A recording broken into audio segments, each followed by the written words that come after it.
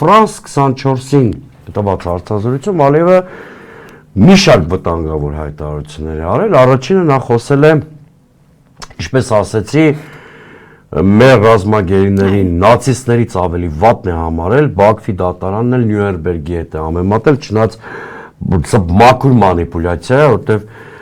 միջազգային իրավունքի եւ կոնսենսուսի համաձայն ձևավորված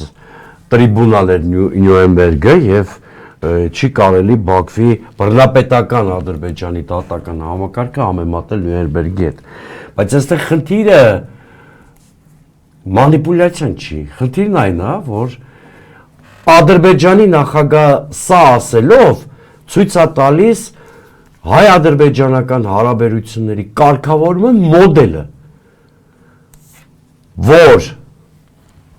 ձևավորվող խաղաղությունը ոչ թե փոխզիջումների կամ բալանսի հետևանքը,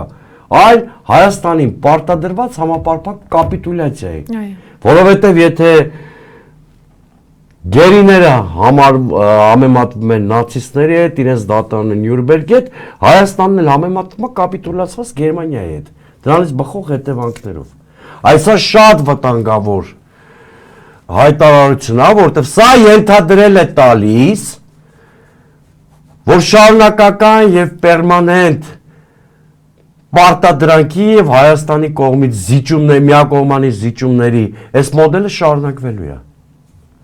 Եվ այս ծիրի մեջ պատահական մի համարեք, որ հաջորդ հայտարարությամբ Ալիևը էլի կրկնում է իրենց նախապայմանը սահմանադրության փոփոխության վերաբերյալ եւ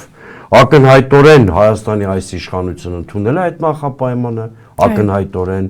եւ բացի այդ պատահական չի 300,000 ադրբեջանցի փախստականների վերադարձի թեզը, որ էլի Ալիևը հնչեցրեց այդ շատ Մյունխենի անվտանգության շատ